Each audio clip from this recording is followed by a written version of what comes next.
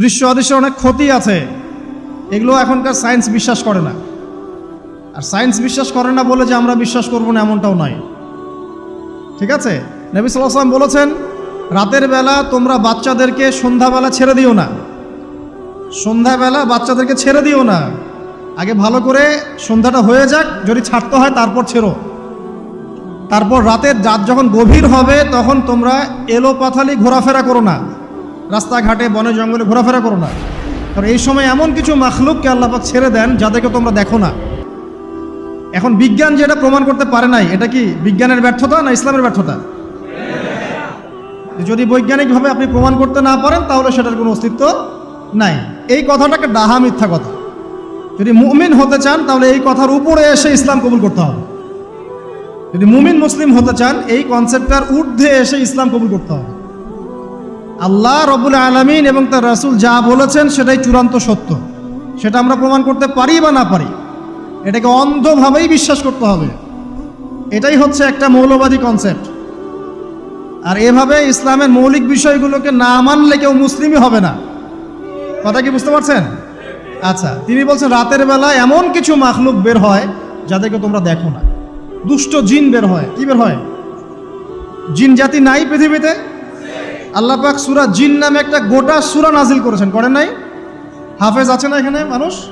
কুলু হিয়া ইলাইয়া আন্নাহু ইসতামা নাফারুম মিনাল জিন্নি ওয়া ক্বালু ইন্না সামি'না কুরআনান আজাবা। জিনদের একটা দল কোরআন শুনে বলেছিল যে আমরা অদ্ভুত আজব একটা কোরআন শুনেছি।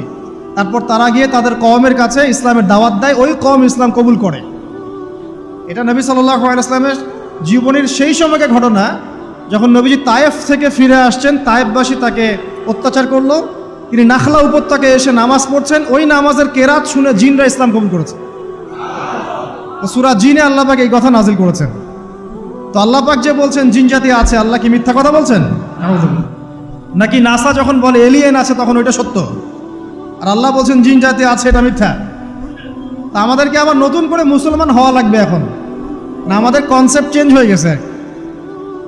আবার দেখেন আল্লাহ পাক বলছেন সূরা জারিয়াতের 56 নম্বর আয়াতে, ওয়ামা খালাকতুল জিন্না ওয়াল ইনসা ইল্লা লিয়াবুদুন, আমি জিন আর মানুষকে শুধু আমার ইবাদত করার জন্যই সৃষ্টি করেছে। তাহলে দুটো জাতি পাওয়া গেল, জিন এবং মানুষ।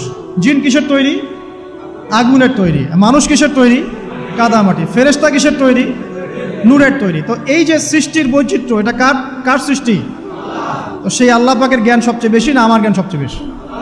সে আল্লাহর পক্ষ থেকে যখন কোরআন এবং হাদিস নাজিল হবে তা আমি অন্ধভাবে মানবো না, নাকি আমি আল্লাহকে চ্যালেঞ্জ করবো ইবলিসের মতো? ইবলিস আল্লাহকে চ্যালেঞ্জ করছে না, খলাকতানি মিন নার ওয়া খলাকতাহু মিন তিন, আমি কেন আদমকে সেজদা করতে যাব? আমি কেন আদমকে সেজদা করতে যাব? আপনি আদমকে সৃষ্টি করেছেন মাটি দিয়ে, আমাকে সৃষ্টি করেছেন আগুন দিয়ে, তাহলে আমি আদমের চাইতে সুপিরিয়র, আমি আদমের চাইতে সেরা, তা আমি কেন ওকে সেজদা করতে যাব? তো ইবলিস আল্লাহকে চ্যালেঞ্জ করলো না? তো এখন আমরা যারা আল্লাহকে চ্যালেঞ্জ করছি, এখন এই বিশ্বে যারা আল্লাহকে চ্যালেঞ্জ করছে, কোরআনকে চ্যালেঞ্জ করছে, হাদিসকে চ্যালেঞ্জ করছে, এরা কি আল্লাহর অনুগত বান্দা না ইবলিসের এজেন্ট? এরা এই চ্যালেঞ্জিং ফিলোসফিটা পেল কোথা থেকে? ওই ইবলিস থেকে। ইবলিস থেকে এই ফিলোসফি এসেছে।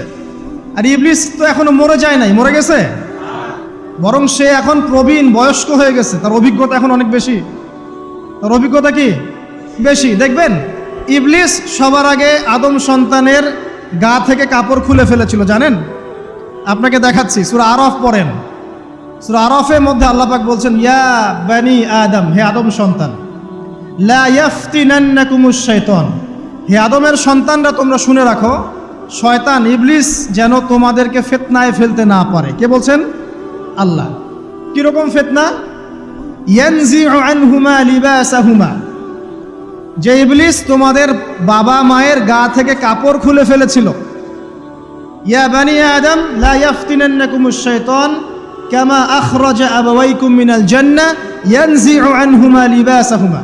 আল্লাহ পাক বলছেন, হে আদমের সন্তানরা তোমরা সতর্ক থেকো, ইবলিস যেন তোমাদেরকে ফিতনায় ফেলতে না পারে, যেমন করে সে তোমাদের বাবা এবং মাকে জান্নাত থেকে বের করে দিয়েছিল এবং তাদের গায়ের কাপড় খুলে ফেলেছে। কখন কাপড় খুলে গেছে জানেন? যখন ওই যে গাছের কাছে তারা চলে গেলেন, ওই যে এই গাছের কাছে যেও না, ওয়ালা তাকরাবা হাদিহি শাজারা, তোমরা এই গাছের কাছে যেও না। যখনই তারা গাছের কাছে গেলেন, ফল খেলেন, সাথে সাথে গায়ের কাপড় খুলে পড়ে গেছে। এর আগ পর্যন্ত দুজন জানতেন না কার লজ্জাস্থান কেমন। এই ঘটনার পর একে অপরের লজ্জাস্থান উন্মুক্ত হয়ে যায়। তারপর তারা জান্নাতের পাতাগুলো ছিঁড়ে ছিঁড়ে লজ্জাস্থান ঢাকতে লাগলেন। তাহলে ইবলিস আমাদের পিতামাতাকে প্রতারিত করে ধোকায় ফেলে গা থেকে কাপড় খুলে ফেলেছে না? কথা কি বুঝতে পারছেন? এটাই আল্লাহ পাক বলছেন, তোমাদের কাপড় যেন তারা খুলতে না পারে, তোমাদেরকে যেন হে আদম সন্তান ইবলিস ফিতনায় ফেলতে না পারে। তাহলে এখন আপনি বলেন, এই বিংশ শতাব্দীতে এসে, একবিংশ শতাব্দীতে এসে যারা মুসলিমদের গা থেকে কাপড় খুলে ফেলতে চায়, এরা কার এজেন্ট? এরা কার এজেন্ডা বাস্তবায়ন করছে? প্রমাণ হিসেবে কি আমি নিজের মন করা কথা বললাম, না কোরআন থেকে দলিল দিলাম? কোন সূরা? সূরা আরাফ এর প্রথম 3টা পৃষ্ঠা পড়েন, ডিটেলস লেখা আছে।